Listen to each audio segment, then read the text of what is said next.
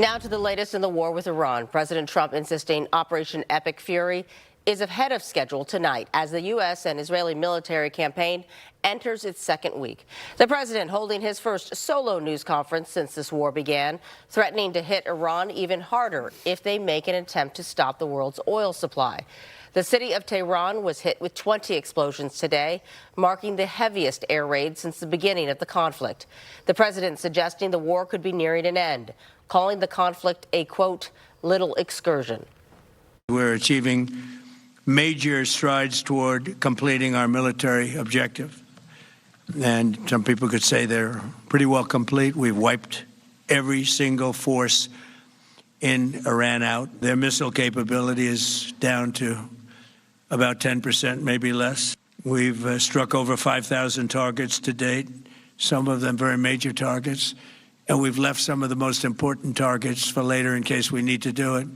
If we hit them, it's going to take many years for them to be rebuilt. Thousands of Iranians gathered in the streets of Tehran, pledging allegiance to the regime's new supreme leader. He is the son of the former Ayatollah killed in the initial U.S.-Israeli strikes. President Trump reacting today, calling him unacceptable to lead the country. And new footage is raising the likelihood that the U.S. was responsible for the deadly explosion at an Iranian girls' school shortly after the war began. That blast killed at least 165 people, mostly children. The school is adjacent to a naval base of the Islamic Revolutionary Guards. Analysts say it was likely struck by a Tomahawk cruise missile during a quick succession of bombs dropped on the compound.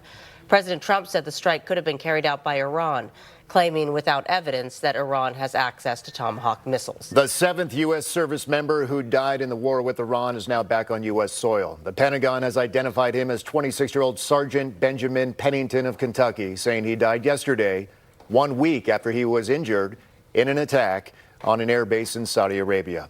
Pennington's remains arrived in the U.S. tonight in a dignified transfer at Dover Air Force Base in Delaware. Vice President J.D. Vance and Defense Secretary Pete Hegseth attended the solemn event. Those who knew Pennington are remembering him as an American hero. It's unfortunate. It's heartbreaking. It's not surprising. He was always, to me, was always the type of person who would do that, who would do things for the betterment of others. And in Sacramento, the California State Senate held a moment of silence today in honor of Chief Warrant Officer 3 Robert Marzon. The military says the Sacramento native was one of 6 U.S. service members killed by an Iranian drone strike in Kuwait.